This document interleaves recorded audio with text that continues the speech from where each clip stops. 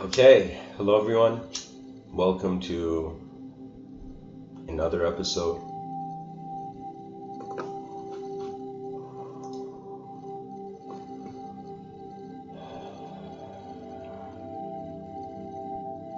Wake up. There is more than language here.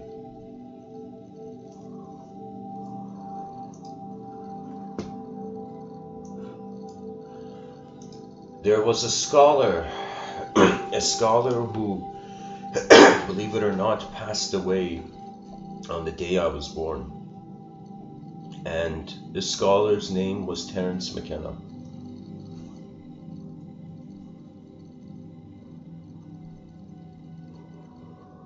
And he said a statement to secular audiences in one of his lectures that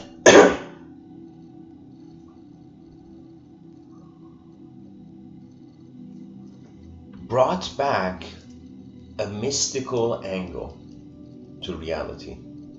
And Terence McKenna said, there is another tenant in the room.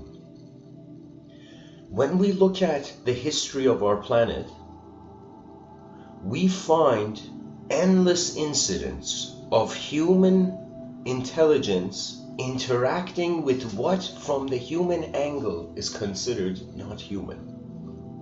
We have stories of divinity, we have stories of aliens, we have stories of entities from different dimensions. We have folklore, we have mythology, we have in our modern entertainment various creatures in TV, on television and whatnot. So you see, we are acting in our outer realms as if none of this stuff is real, yet to our inner realms, it is there. It's as if we were never, from the beginning, just a human society. We were a society. I mean, of course, we weren't conscious humans from the beginning. It's not like suddenly humans just, appeared.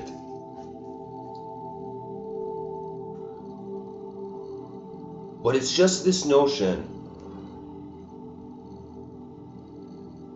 that there is something more in the room than the language of our world. And I will say, this was the biggest revelation of my life, that I was not a creature of the language that my eyes, after being exposed to reality, had accepted for it.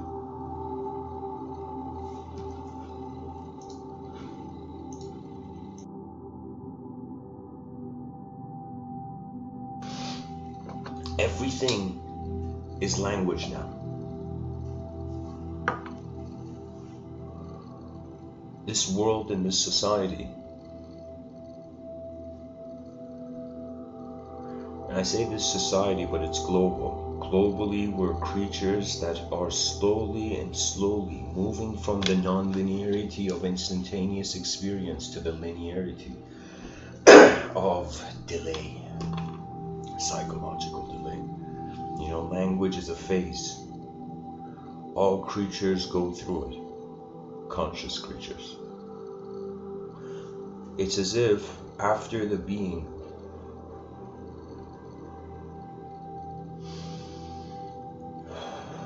notices the first separation from earth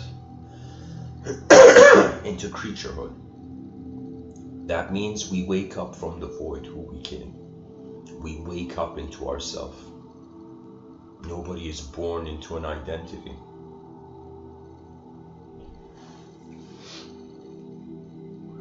Just like the child is spoon-fed, the realm spoon feeds sounds. These sounds are interpreted. Their interpretation becomes meaning. This meaning is inner. That means just think about every empirical experiment, every experiment conducted by the scientific method. It is an outer realm. It's as if a question comes in the inner realm. An outer realm experiment is conducted. The result of the outer realm experiment realigns the inner realm.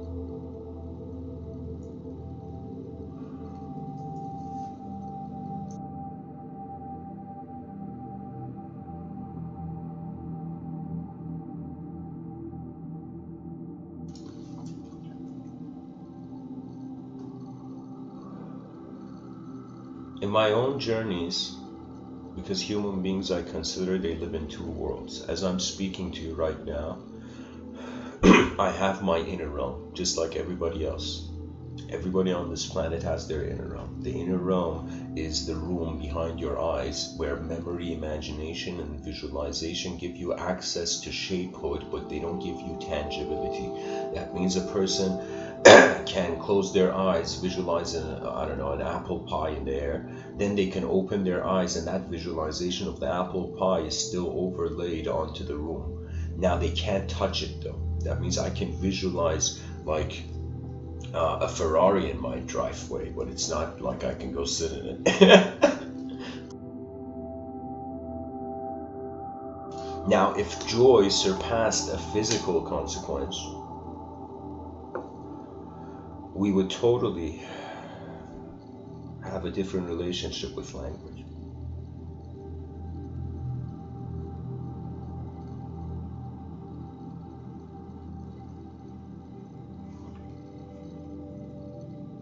This may be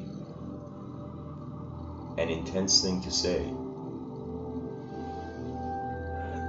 but we don't have any knowledge as a species.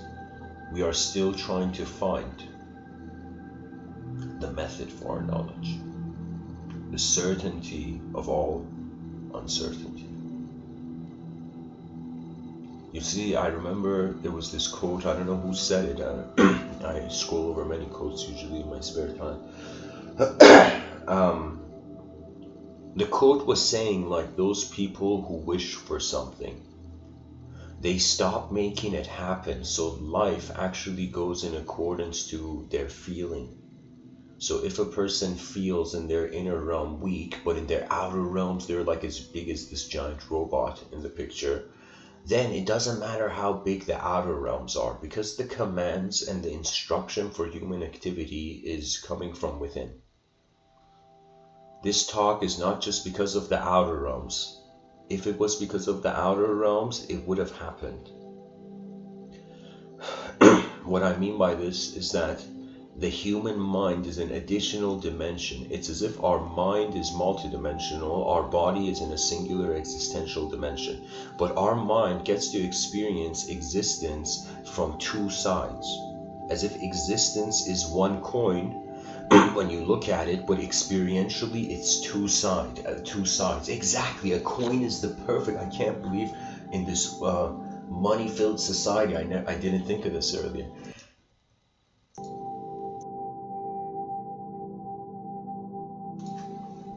A coin, its existence on a metal level, it is one metal piece.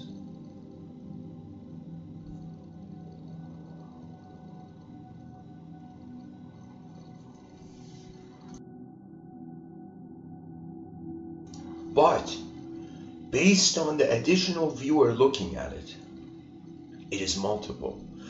I would say the experience of being on Earth and the light, if we just look at it from an astronomical angle, a macrocosmic angle, Earth is like a coin, the observable universe, the unobservable, darkness, light, darkness, light, light, darkness, light, darkness, light, darkness, this on-off switch effect of light hitting the planet and going off.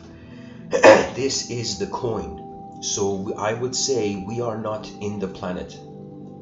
We are outside of it, experiencing ourselves in it. If this planet was a sphere, I wouldn't be surprised that above our skies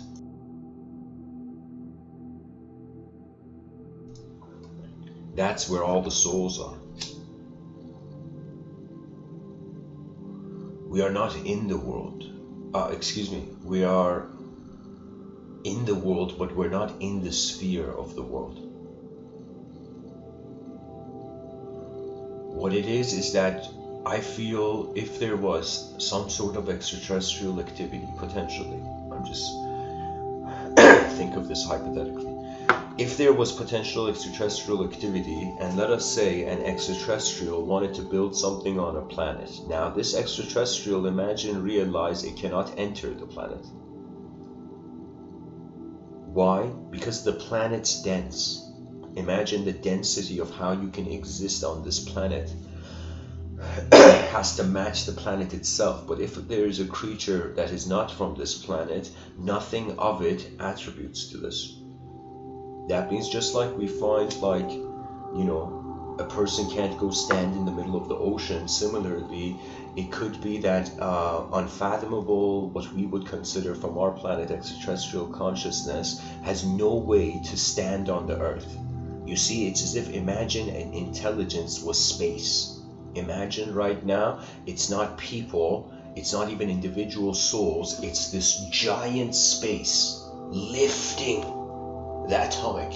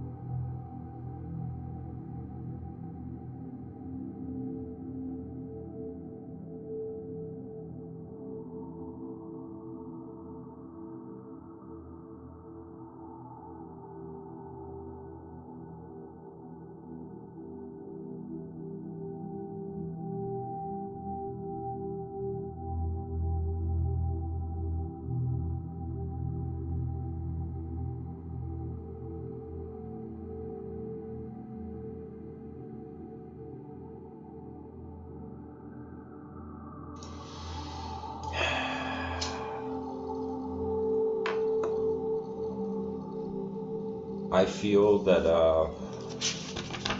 we have poetically, just for metaphor's sake, I gotta say it, we don't know the accurate dimensionality of it, but we can say the mind is three-dimensional, the body is two-dimensional, and let's say poetically the soul is four-dimensional. We have built our knowledge based on our body. Let's say, for example, this two-dimensional body. Imagine we're squares. Now, these squares evolved to a point where they became cubes.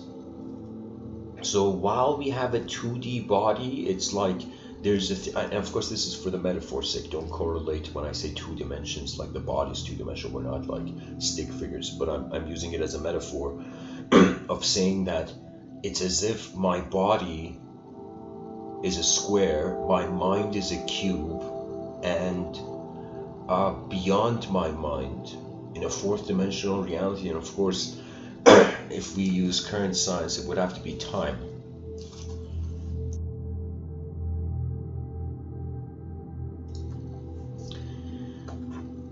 It's as if what my soul knows, my mind doesn't. What my mind doesn't know, what my mind knows, my body doesn't. What my body knows, the elemental realm doesn't. So I would say, if human beings realize they are not language, it's as if for the first time a fourth dimensional viewer, this is just for example's sake, a fourth dimensional viewer, a fourth dimensional soul will have access to itself before it has access to the three-dimensional mind.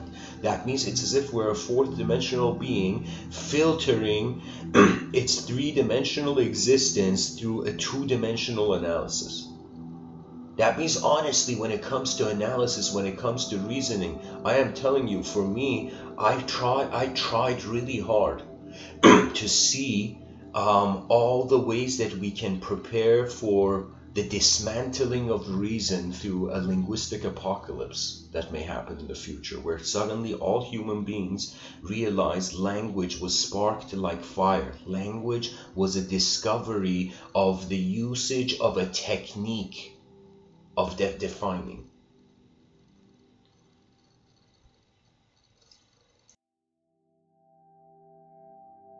You see, when bodies want to communicate, they have their ways. But when minds want to communicate, minds communicate through their creation, right? A person's body, you don't have to say anything to anyone about your body. People can see your body. That's easy. You don't have to communicate the biological, physical body, right? It's instantaneous. But when it comes to your identity, your mind, whose body is this? Then communication and the creativity and the co-creativity come in, right? So this is so crucial for anybody who wants to live as a mind. If you want to for a lifetime live your mind's life, not just your body's life, you require to become familiar with the creative spirit of this dimension. And it is here. And of course, in the way I have comprehended it through my own eyes is through the Vedic angle. That means ultimately, let's say you were a mystic. If a mystic asked me what's going on this planet, compared to, let's say, I don't know, a philosopher, I would give different answer. If the philosopher asked me what's going on here, I'd be like the unknown is staring at us in the face. If the mystic asked me what's going on here in this planet, I would say three dimensions. These are the three, poetically, the three gods that the human psyche must surpass to itself. Three archetypal positions, right? The position of, I would say, Brahman, the creator. That means on this planet, whoever you are, you have to get familiar with out of what appears to be nothing, potential solidifies into thingness, right? So when I come to speak, these are potentials becoming solidified through the voice. So through the creative dimension, that means the spirit of creativity, call it whatever you like, call it this, call it nature, call it unnatural, call it whatever you like, but it's just noticing how from within, from states of potential, arise existence. That means we're pretty much creatures that are existing. I'll tell you the three archetypes. Brahman, I narrow it down to this: Brahman, Vishnu, and Shiva. Shiva is the destructive dimension. Vishnu is the maintenance. Brahman is the creative. So in my life, early on in my life, when there was no subjective analysis per se, when I was super young required, that was really the creative dimension, where it's as if you can just express. It's as if the child learns through its own expression, not just through the expression of others.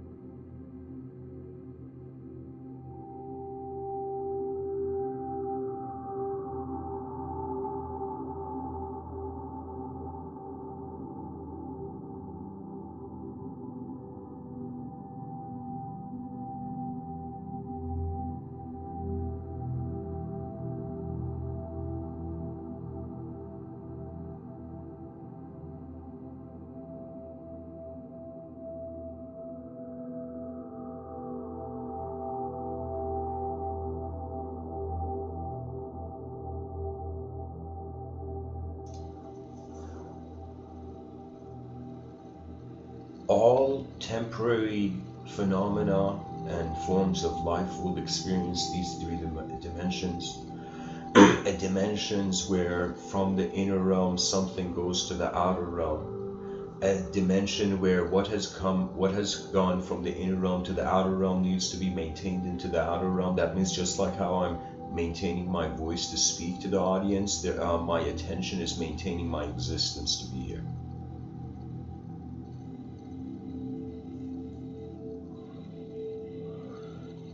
That means my existence is very similar to speech. Our existence is being spoken from moments timeless.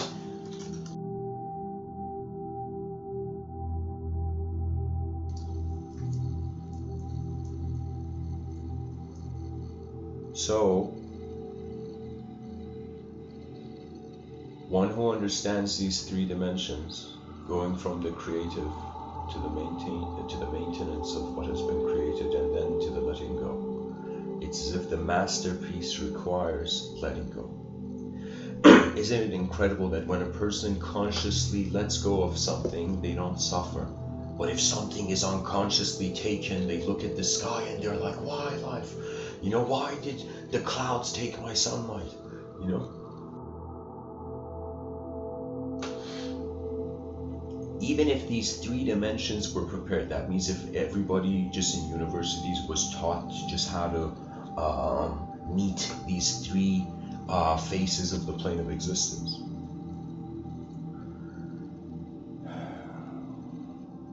What is born will die.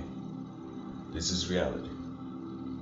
So if something is created, it can expect its own absence. That means we are right now human beings, that the more ignorant we are to how this is a system that suddenly stops. As Zen Master said it very interestingly. As Zen Master said, this world, life, a disciple was like, yo, what's this life? And the Zen Master was like, you pretty much build a boat, and then you get on this boat, you paddle into the middle of the ocean, and it sinks. What that means is there's so many things to have a desire that a person's ambitions never stop. That means it's like a hamster wheel. Civilization, rather than being an advanced multidimensional innovation, it has become a hamster wheel of a civilization where it's like infinitely going in an angle that's, you know what it is? This is the challenge of the small and the big. What do they call big?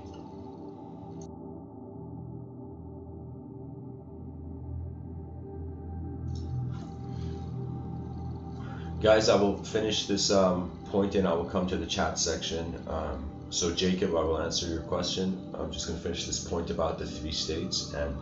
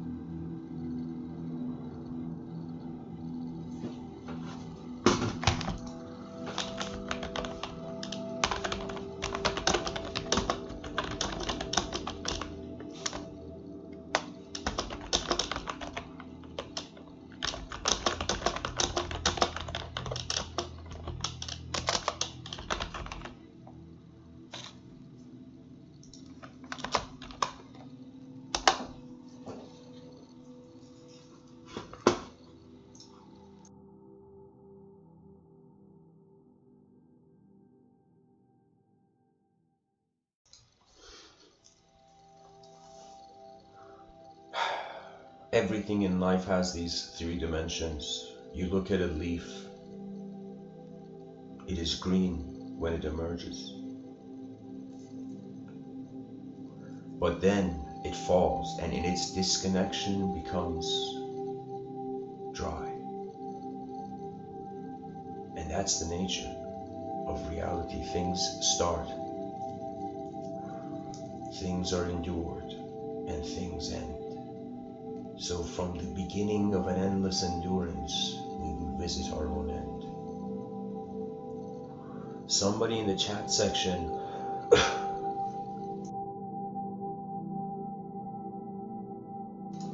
has said, if you were to put it into language, how would you define enlightenment within or of consciousness? You see, guys, everything that I was a person who First of all, I felt language overpowered me in the outer realms when I was young, so I didn't fight the language.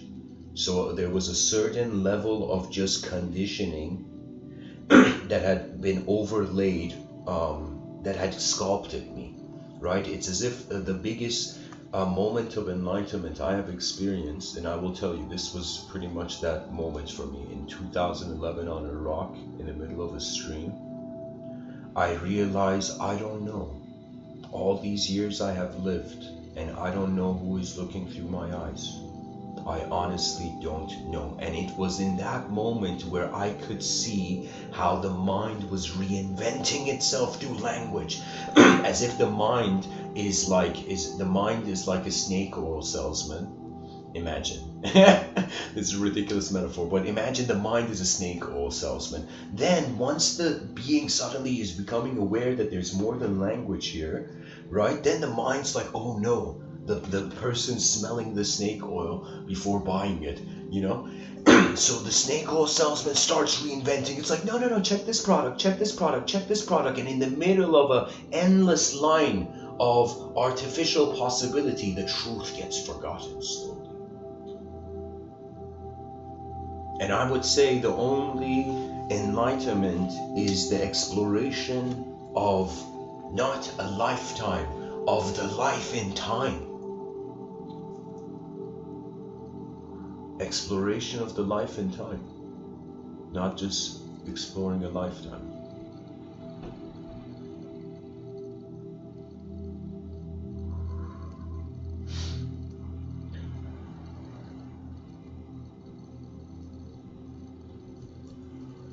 The inner realms animate. The inner realms are the second life, or you can consider it as the life before the actual life. That means before I speak, there is the potential of speech. Before there's the potential of speech, there is. It's like Shri Nisargadatta Maharaj would say, first the I am myself comes. That means the human being first opens its eyes in this world. I am myself, yeah, I'm me, this is it, I'm this, you know.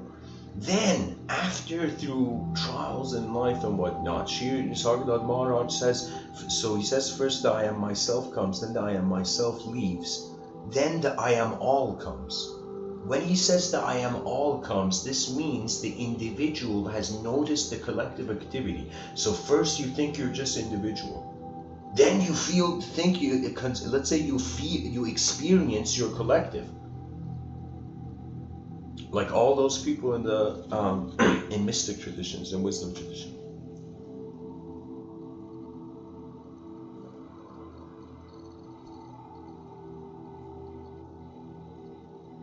And then Shri Nisargadatta Maharaj says, even after, like right now, I mean, I'll finish the quote and I'll say this.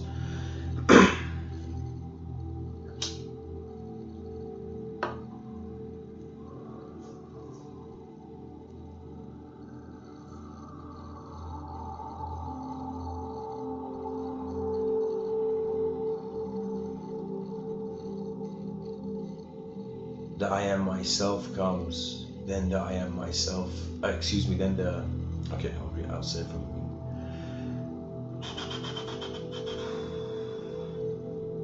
First I am myself comes, then the I am myself leaves, then the I am all comes, then the I am all leaves, then the I am comes, then the I am leaves, then nature is two words.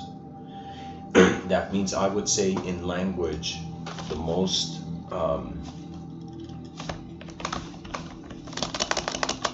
the unknown is the ultimate knowledge.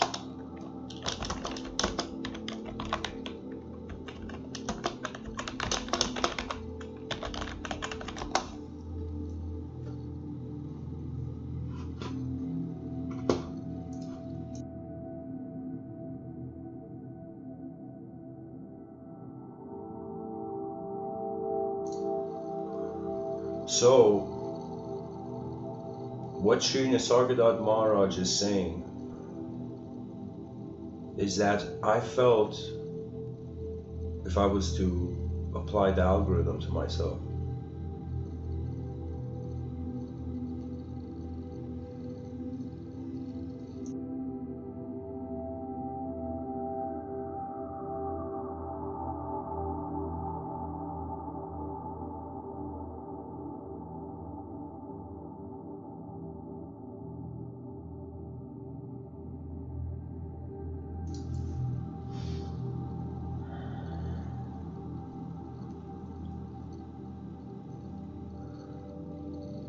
you're not yourself, you're not the world, you're not even the watcher of them both. You are. And those who understand this, the ideological suffering stops and you stare at the world as if it's empty potential. The word enlightenment is not for a human being. You're not a human. You're not, it's not even you're something else. You're non-dual. You're not a reference. You're not a comparison between 2 points of reference anymore, I would say. That means when silence becomes your true voice. There was a sage named Sri Ramana Maharshi. He says, silence is also conversation. And it took me, I would say, years to understand what that meant. How knowledge is not dependent on sound only and shape.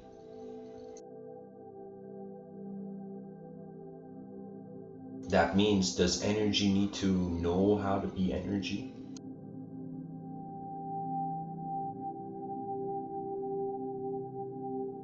Aside from the human being, there is no concept of learning.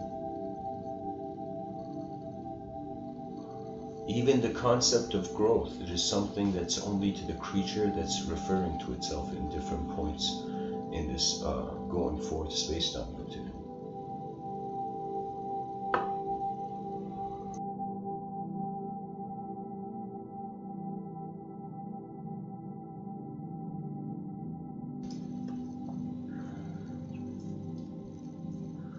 The mind is endless creation.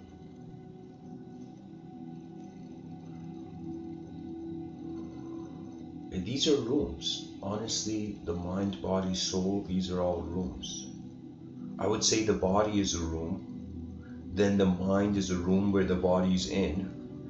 Then the soul, which is pure unknown, which is like the unknown x variable in the equation, mathematical equation of reality, poetically.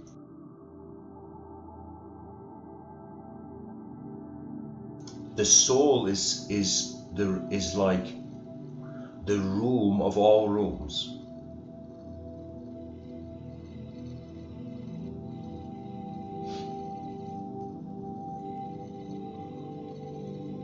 We all know the destiny of the biological body. Unless we create some sort of Elysium immortal technology, the body is going to exit. So with the body, every person has to look at matter. And this is why I was like, parents should look at their, let's say, their kids, and they should give their kids like a plate. You know, every human being should do this, I think, on this planet. You should go get a plate, like a ceramic plate, you know, for eating.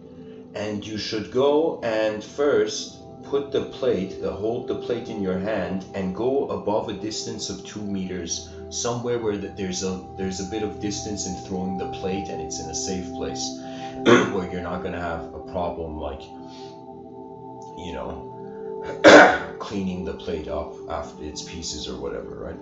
But I'm saying the whole point is, or maybe on grass, the best thing is to maybe throw the plate on grass. But the whole point of it is that the person holds something in this life. You're holding a plate.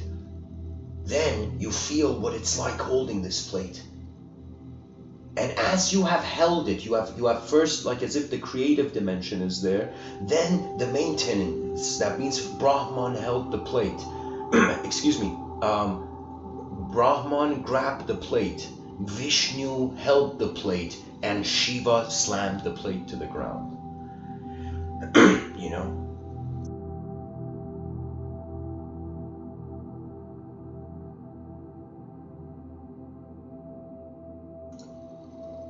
So the person should hold the plate and then slam the plate to the ground and break the plate.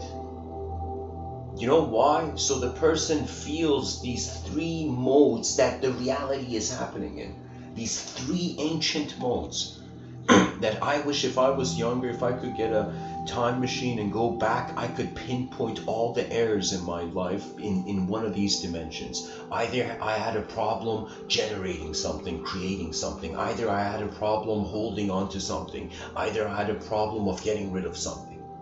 These three dimensions are so intrinsic. It's like now we understand why gods, statues of deities, some statues in temples, the deity had three faces. It wasn't that the deity had three faces, it was a suggestion of a being that was existent in three dimensions.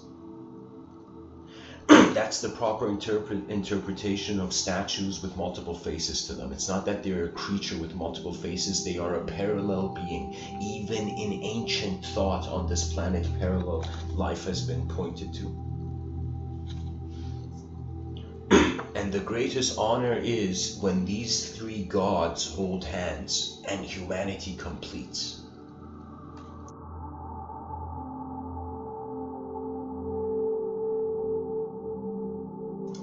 You know, it's as if this is why I feel the pilots of consciousness and the advanced communicators of the future generations are blessed. Because earlier pilots spoke to the host. That means as if the pilot has received, what's the term? Confirmation, clarification, you know, and it can go forward. When I give these talks, it's not that I'm just sitting here trying to say anything, whatever. It's that I sit still. I've been doing this for some years, guys. I sit still and I watch how my mind is happening. You know how people are like, when they sit down to meditate, they're like, I have too many thoughts. I watch those thoughts. I have learned better throughout the years to watch time rather than just suffer in it. The unknown watches the known movie. That means if we really wanted to be honest, it's like, sure, human beings can dress their mind. You can clothe your mind in whatever ideology. Feel free. Ideologies, for me, all ideologies, I even interpret them on an elemental level. That means some ideologies based on their outcome, aside from being spectrumized between the past, present, going from the past, present, future, it's as if there's an elemental things, you know. It's like when even with people, you know, it's like there is this thing that elements have their attributes. That means when somebody is angry, it's as if the force of water comes in. You know, you become like water in the situation. You know, and when things are being drowned in a certain idea, then you bring out the flames. You know, so it's like it's like countering the force of what is apparent, right? It's like we're not, of course, like sci-fi advanced beings right now. We're not like fantasy past mages of like Lord of the Rings style or whatever, you know. So what I mean is that we are left with what we have, and how we use it will suggest our culture and our behavior. You see, there is something going on in the world where language, once it becomes a person, that person can be manipulated. Right? So when someone speaks, they have to first make sure the audience is not bound by language. Because if you're bound by language, you just go on hopping from belief system to belief system. But knowledge is not per se belief hopping or disbelief hopping. You know, a disbelief is a belief on a belief. Both of them are meaningless, waste of time. The only thing that has value is experience, direct experience. There's no greater knowledge.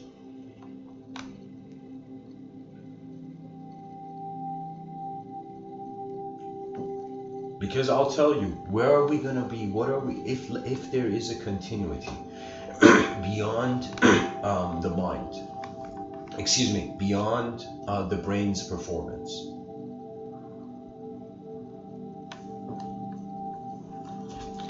This continuity would be no object. That means there may be us as a subject after our body is gone. We may be able to, just like how we're like an invisible unknown viewer having noticing known thoughts. It could be that once the body is gone, the mind, I told you, is a room the body's in. So the mind is still being watched. So I feel if you can, while embodied, try to witness and watch the nature of your mind, that would be a liberating step for a species in the void, because that is what we are. We are just a candle flickering in the void, and human beings can choose to use their life force to guard and shield this candle in the darkness of the cosmos. You know, we are all, it's like, let me tell you, inefficiency is a luxury. Anybody who is living inefficiently, you have too much luxury. Because efficiency is the command of nature, if it's choosing to continue.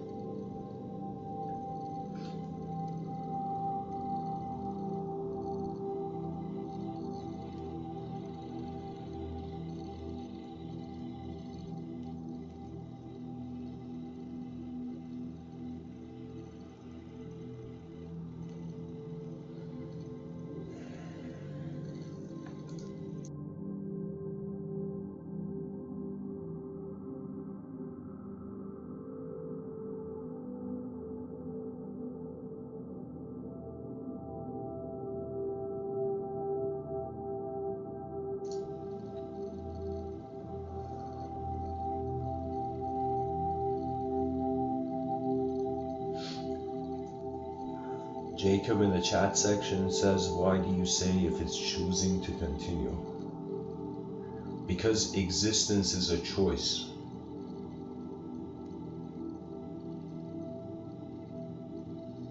That means if I stop making decisions right now for my life, for the moment, eventually I'm going to stop existing. Our whole survival is a decision, is a choice. Right? And this choice is an opportunity. That means if we go 250,000 years back, or even way further back, we didn't even have an ability to choose what would happen to us. We evolved to have that choice, right? And it's, even though if we get to choose, it's not that we get to choose. Free will is limited. Free will is like, sure, I have free will to raise my hands in the air in an EDM concert, but I don't have free will to change to make the earth turn the other way, you know? You know, I can't turn the earth like the DJ, you know what I mean? Like a DJ turning a track. So you see, free will has its boundary. That means when you enter this system of life, you are an attention, you are a moment. If you forget this simple view, then impurity arises out of the language you identify. That means there is, believe it or not, I thought this was one of the most savage, philosophically shocking things I was trying to wonder about, where I was like, why is it that we have violent people on this planet, right? And the violent person hurts other human beings, but the person doesn't go and hurt like a bear in the forest. Right? The person doesn't go like, you know, the person's being a hooligan in the streets of humanity, but the person doesn't go and, like, I don't know, punch a lion in the face or something, you know? Why is that?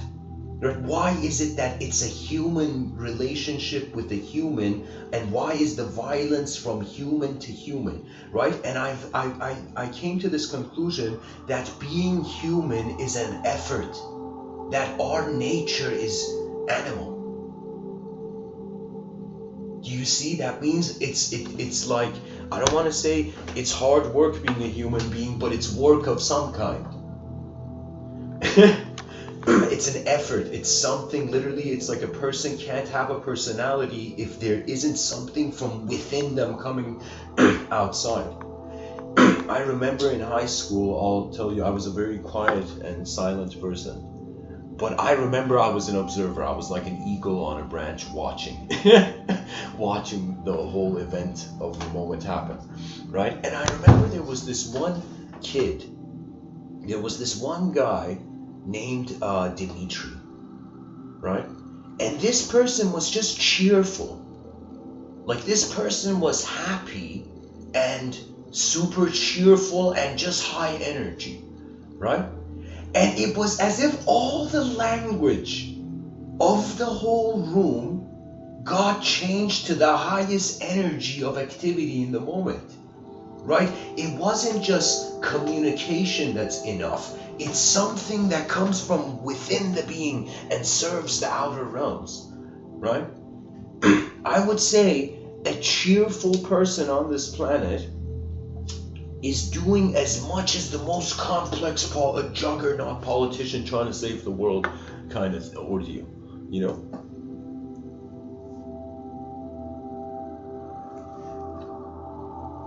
Silence is the truth of the mind, stillness is the truth of the body, and the unknown is the soul. So anybody who feels like an unknown wind, and what is consciously known is moving, right? That means we are the film projector of our lives. And we haven't, as a species, even cared to consider the mind space. We are treating people as if they are one thing, when behind their eyes there are many. They have been many. That means, think about every human being. There's more evidence of us being multidimensional than being a singular thing, right? Think of it that your biological body since your childhood has changed. Your psychological disposition in regards to every experience, reformatting, realigning the overall view has changed, right? So all we know, we are actually from the beginning of our consciousness in this realm, in this plane of existence, we have only known change. I have known nothing else other than change. And change is dynamic. So I would say that really the secret beyond the simulation of sensory perception is life, is the living. It's the living unknown. That is the lighthouse.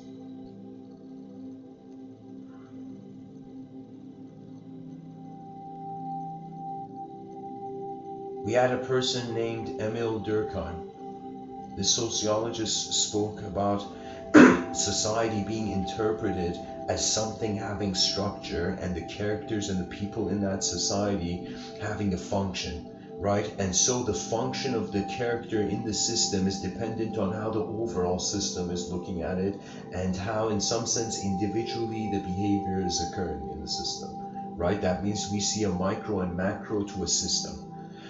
Pretty much, I'll tell you, the way we see sociological theory develop, it literally developed like an engineer. I'm telling you. Until Karl Marx brought a social cultural paradigm into it. A morality factor. But before that, it was society was just a system and we're units in it. And the family was the most important unit, which this conclusion that Emil Durkheim made, because the family generates the individual in society. And the family is not just, I mean, let's say you're an orphan hearing this, right? As an orphan, you're still, everybody's in their inner realm, everybody's kind of like in their inner realm solo, right? Everybody has their eyes, their own eyes. So regardless of family, no family, your eyes are your eyes. Right? Your eyes are where you pilot. Now, if the family can generate an advanced human being in that family being either friends, culture, anything. Let's say even you lived like Tarzan's family was, for example, the gorillas, you know. Let's say you were raised by robots, you know. You know, if you were raised by robots,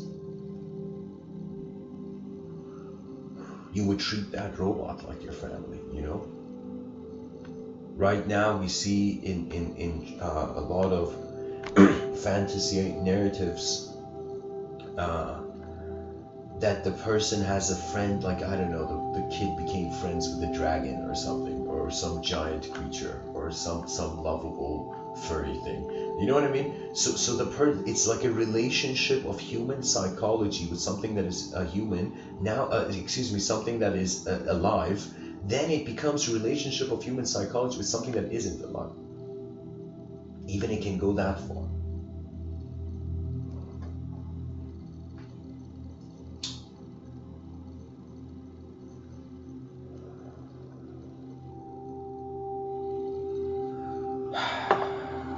Lao Tzu also says, if there's peace in the heart, there will be peace in the home, the family. That means if you have a peaceful heart, you're going to probably live peacefully. And the peacefulness in the home will suggest the peacefulness in the neighborhood, and the peacefulness in the neighborhood will suggest the peacefulness of the cities, you know, and the peacefulness in the city will suggest the peacefulness of the nation, and the peacefulness of the nation will suggest the peacefulness of the planet. And then, for once, the planet will no longer be in ideological pieces.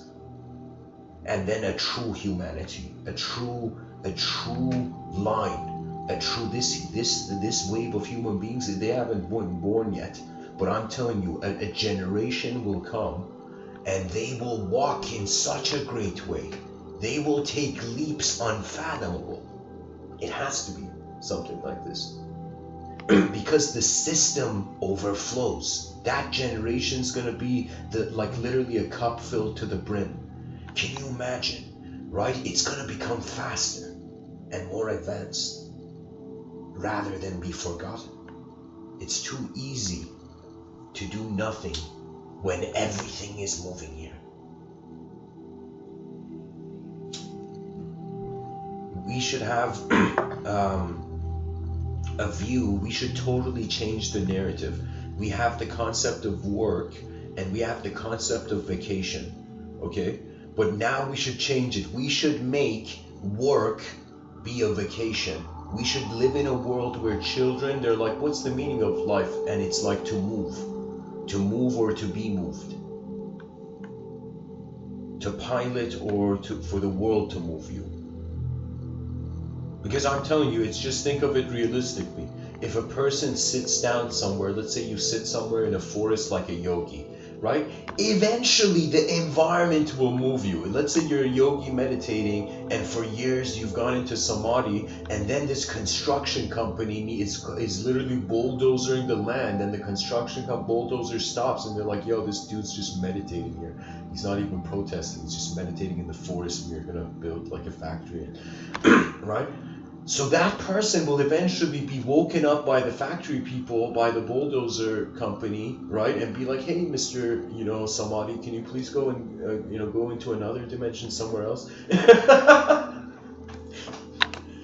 So nature will come and eventually move that samadhi, that yogi's samadhi, right?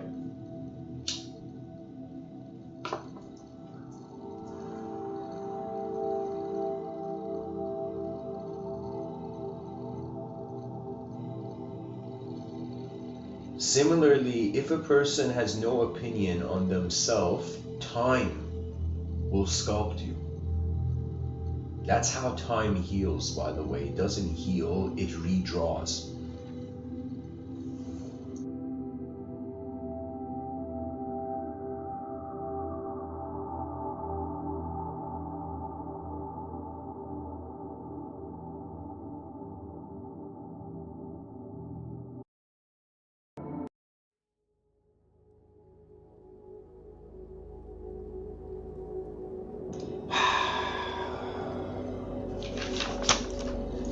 Okay, let's take this up a notch.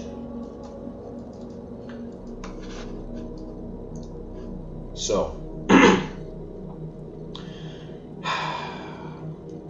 why does somebody need to say, wake up?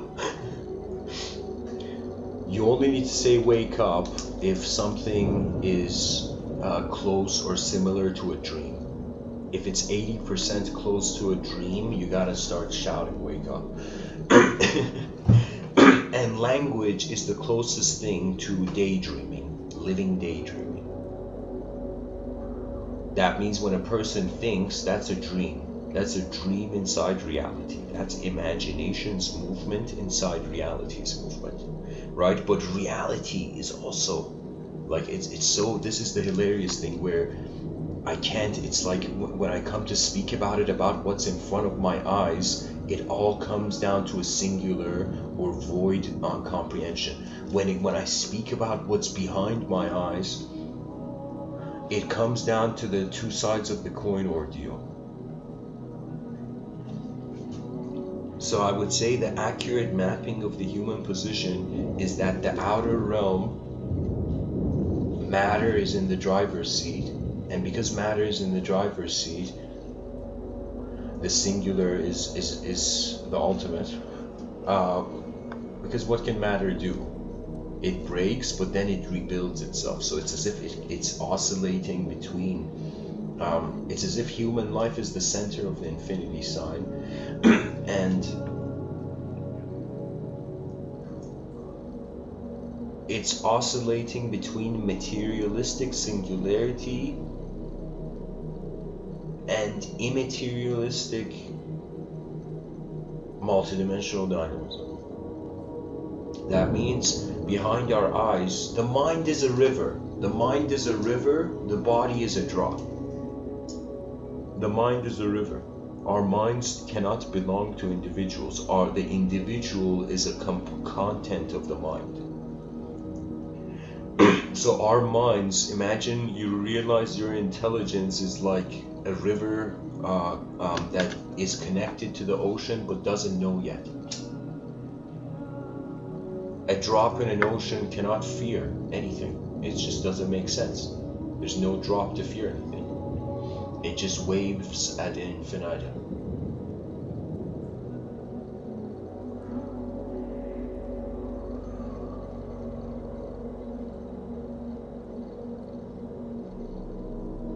Nature is honestly like the greater, let's say the person learned from all human teachers. It's like, what next? It's like you're only left to learn from nature. What humanity has not seen yet. Those people who are fascinated by what their species in this giant unknown landscape hasn't seen yet, you will be the future's voice.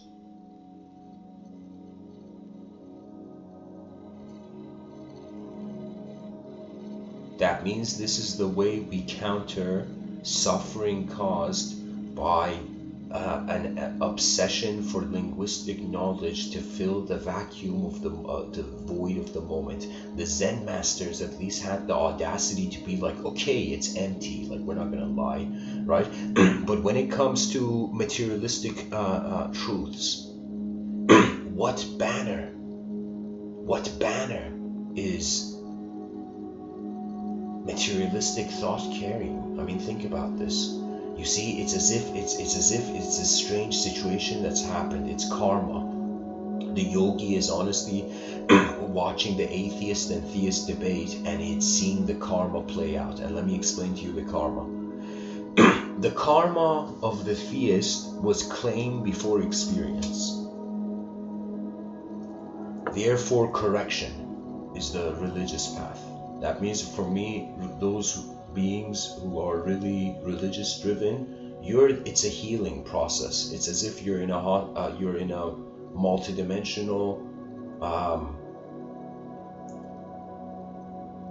like it's as if in a multidimensional battlefield, you're in the medic's office. You know, where oneness requires to be the first picture in the room of your psyche. But for those who oneness isn't the first picture in the room of their psyche, reality moves in different ways, right?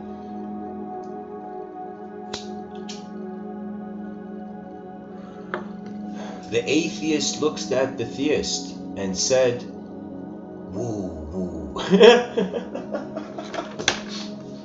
The atheist looked at it just like abracadabra, you know. The atheist is like woo woo, and the illusions of this theist will disappear, you know.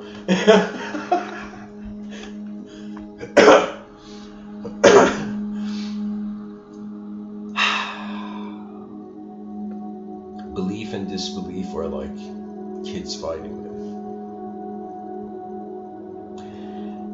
The atheist looked at the theist with fearlessness and utter care and compassion for social and cultural freedom. Looked at the theist and said, if you were born in any other country, any other cultural program, you would have a different God. If you were born in a different era, you would have a different God. Right? So the theist, in a sense, is dismantling the ethos of the world story of a paradigm. Okay? So that means the atheist is saying it's a mirage. The atheist is pointing to the mirage in the desert, but the theist feels the mirage is the ultimate, and the theist is endlessly chasing this mirage in the desert. I mean, honestly, for in religious circles, fear of God is wisdom. That means if you're a religious person, your understanding of the word wisdom would be fear of the invisible ultimate mover of the personality, right? It's as if human beings, they wondered, where did I come from? People, oh, where did the universe come from? Oh my God, it was personified. And it's as if this is where Voltaire, this atheist, very incredible visionary, like his mind saw things that I think no human being on this planet saw. Voltaire says, if the concept of God did not exist, it would still be necessary for man to create it. And it's as if, like, why? Because at some point, human beings will eventually personify. We self-reflectively. That means when we read words on a piece of paper, those words have a meaning to us. So we self-reflectively understand things outside of ourselves. So if we had the moment we could see ourselves as a person, what was stopping the ability of this evolving, growing mind to not see the universe as a person? It wasn't hard. It wasn't a hard jump. It was very simple. So I would say it could have been in the subconscious. So check this out. The atheist points to the mirage in the desert of the theist.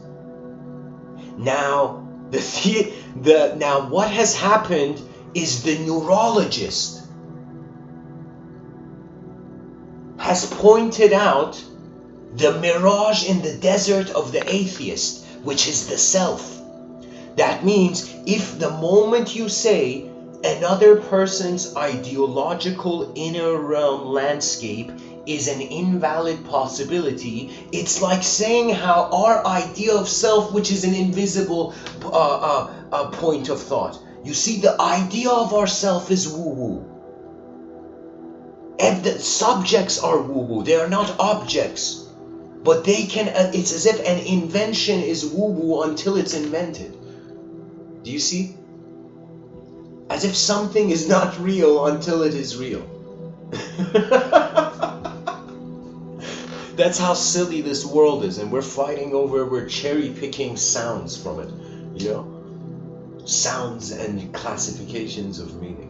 You know, unless the species wakes up from the linguistic simulation, I will say everybody can do the robot dance for eons, you know? At least, like, if society doesn't wake up, at least you can dance like the robot, you know? You know, I'll just become I don't know, professional robot dancer, dear. Just become a machine. You know, imagine in the future a dance group comes, and this dance group, the whole point is they're acting like basic robots, just like unupdated robots, like the first primitive, like the first early robot. Like, you know how you do demo robots? Like in Japan, there was a company. What was the name? Oh my god, it had a cool name. Um,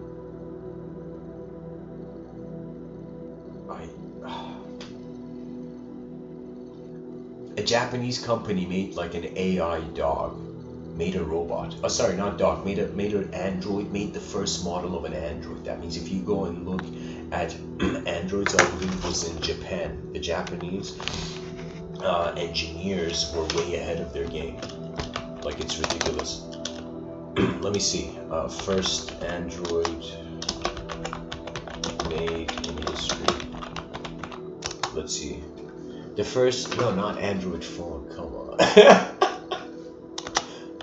The first intelligent robot made in history. Okay, Shaky, the world's first mobile intelligent robot. Okay, actually no, it was... And, okay, check this out. So in Stanford, the world's first mobile intelligent robot. But here's the thing: how would nations know about each other's progress?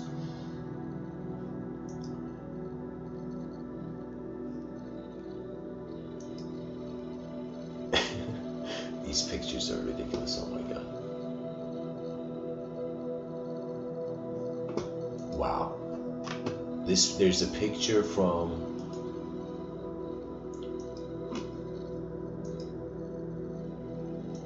I don't know what year this is.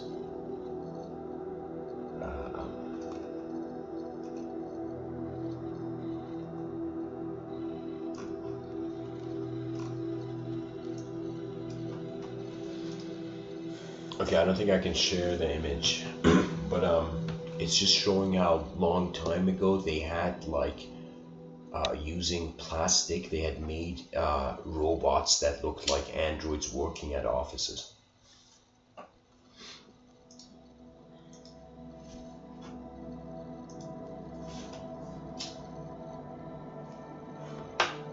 Anyways, there was this AI robot, and where was I going with this?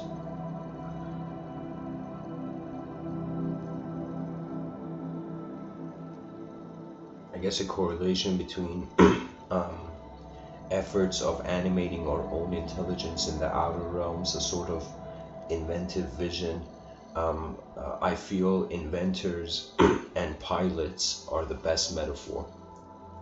These are the best metaphors. Pilots are, we are pilots in our inner realms, and we are all inventors and explorers in the outer realms. No other way.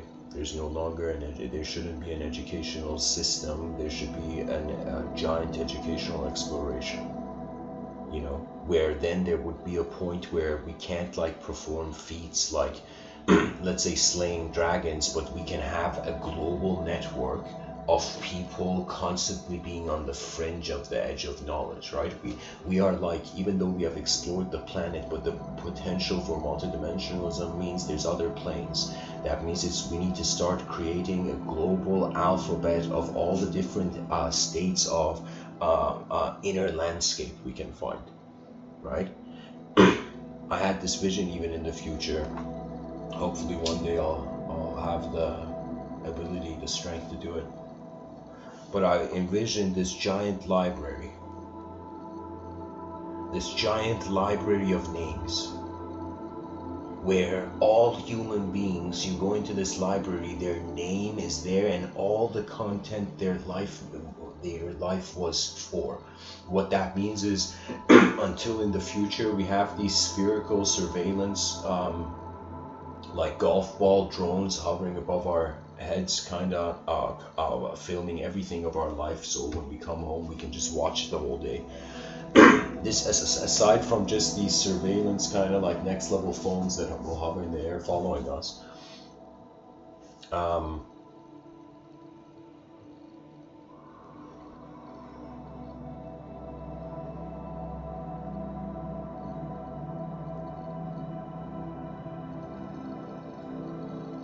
our eyes will find ways of looking at themselves. That means, you see, your mind is a space. Your body is what's in this space. right now my voice is in this space, it's not the whole space. My physical body is not the whole space, it's in the space. Everything I find in the room is in the space, but my mind, my awareness is the only thing that is the whole space. It's as if we're like a candle, and the glow of the candle in the dark room is the awareness where life is finding meaning in, right? So we're like a candle, right? The mind is illuminating somehow in the space, or is aware as the space. And in a talk yesterday, I said there's two types of space beings. There is like, I don't know, extraterrestrial, galactic, archetypal beings. And then there is space.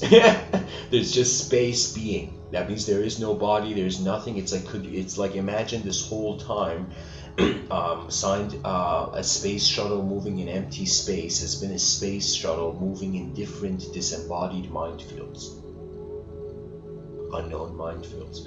In Vedic thought, we have a pointing to this. There is a clue. There is a clue to this in the sense of it's beyond. Let me find it. So it's this realm where between the earth and the sun, it's one of these lokas. In Vedic thought, there's 7 upper planes. And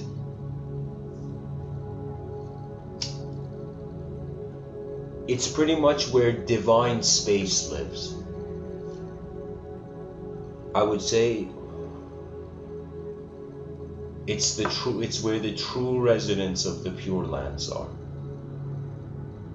That means we think we have to have shape, then intelligence can have meaning.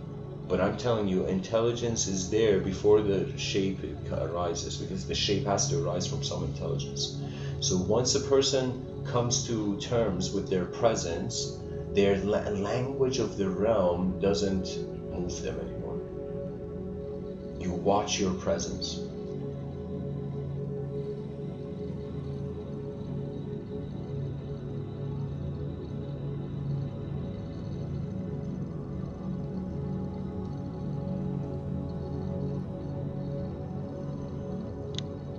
You see,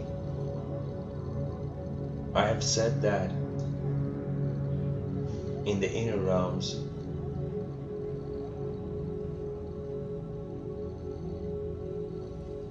reality is evocational. It is instantly activated. That means somebody says Wonderland, and an image activates in your inner realms. It's instant. So what does that mean? That means the mind has no delay. The mind instantaneously is and can become. And the only reason we have desires because in the inner realm we can visualize ourselves, what it would be like if we had it. You know, it's as if this is kind of like how how malls work, right? Where the person's walking past the store, they see something in the glass in their inner realm, that, let's say they see a jacket or something, a nice jacket. So in their inner realm, that they see themselves wearing that jacket, they see themselves in different situations where their jacket, they are wearing that jacket, and then in one of those situations there will be an emotion triggered. If that emotion is triggered, the person's gonna want to buy it. Yeah, so that instant desire in the chat section says instant gratification. Yeah, I'm saying in the inner realms, when it can see, like wearing that jacket, let's say the person sees themselves wearing that jacket, and then the world's like, yo, that's cool, man, you know, and so the person's like, I'm gonna buy this jacket. So in their inner realms, so it's a future hypothetical emotion that convinces the person. It's a dream. Nobody does anything unless there's a dream behind it, you know. Right? This is why there's that whole selfishness thing. That means, what is the precursor to selfishness? Dreams. If you have a dream, that dream belongs to a self that probably wants something, right? So we can say desire is our relationship with the future that has already happened in our inner realms before we do anything. So if the inner realms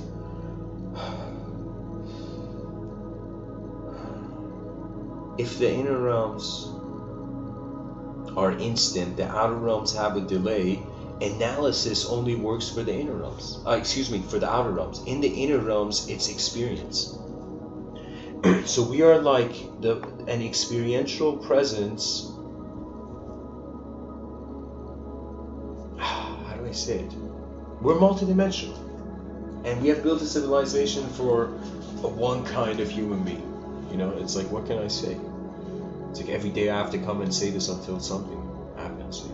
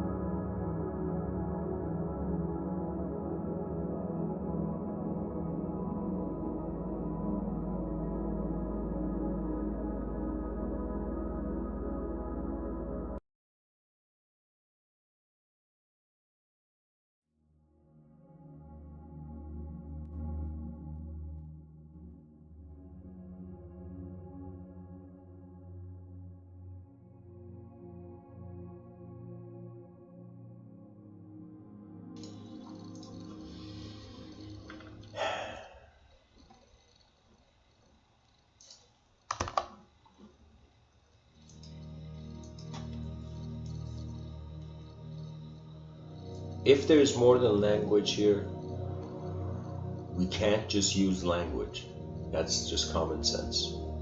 If we are multidimensional in ways that our language cannot contain, we either have to create a new language or have to extend the alphabet of the current language so endlessly new words can be generated. If we can create a language for humanity that is endlessly changing and growing and updating, do you see, then that would be like the blueprint for how civilization will advance, because we are pretty much biological phenomena reacting to how sound is translated as a story, correct?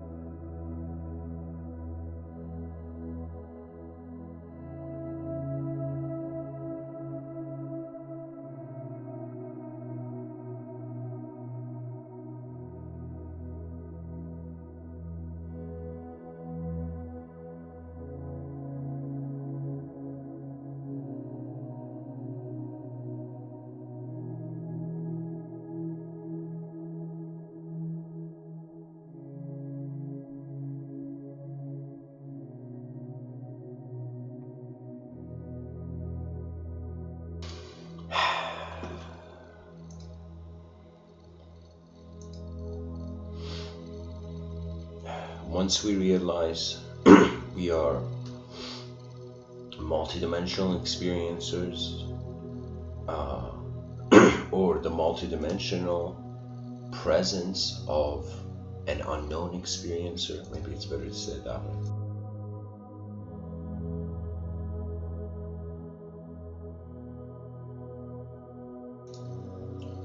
Evolution is a choice, and instantaneity of the inner realms is revolution. The difference between evolution and revolution. Revolution is instant. That means the suffering of the inner realms needs to be revolutionized. The suffering in the outer realms needs to be evolutionized. We have to just evolve the system. There's no longer fighting. It doesn't make sense anymore when we are minds. If we completely dismiss the mind, then it would make sense violence. Then it would make sense to make this like we become a warrior species. But because we have minds, and these minds have a gentleness and a very profound mystery to them, it's as if our minds are designers. We're a designer species.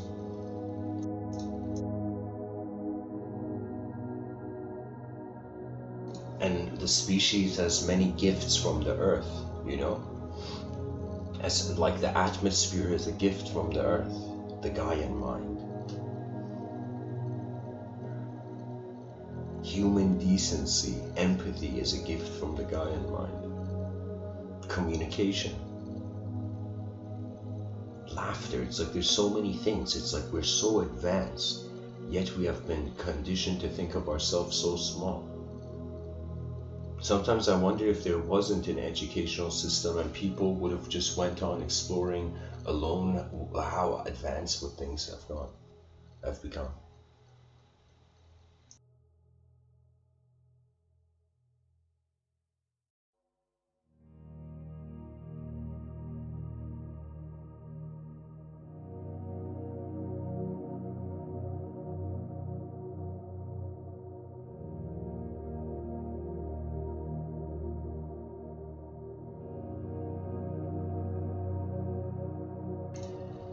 So anyways guys, thanks for listening.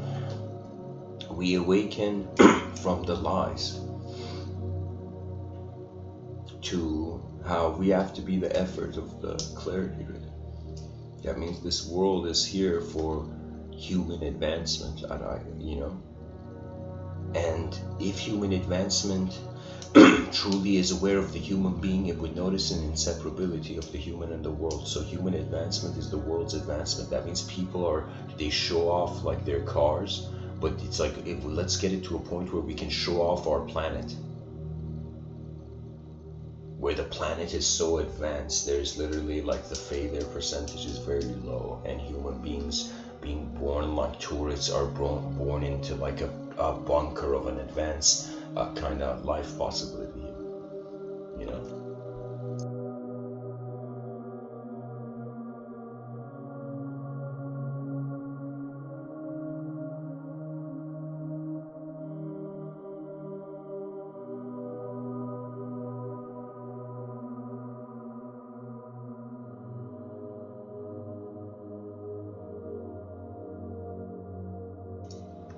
And once you wake up,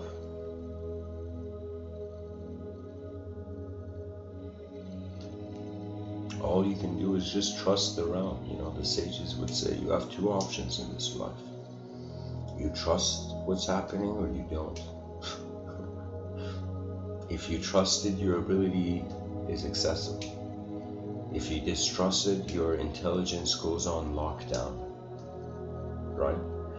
Just like how when we don't trust someone, we suddenly close ourselves off to them. These are like human behaviors.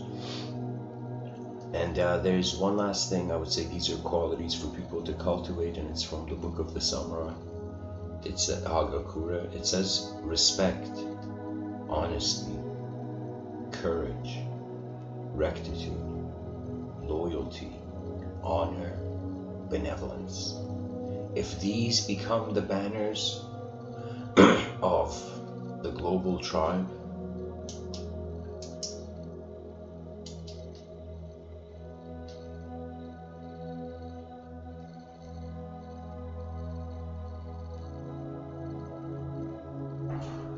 collective victory is everybody's victory. Anyways, guys, thanks for listening. I hope this episode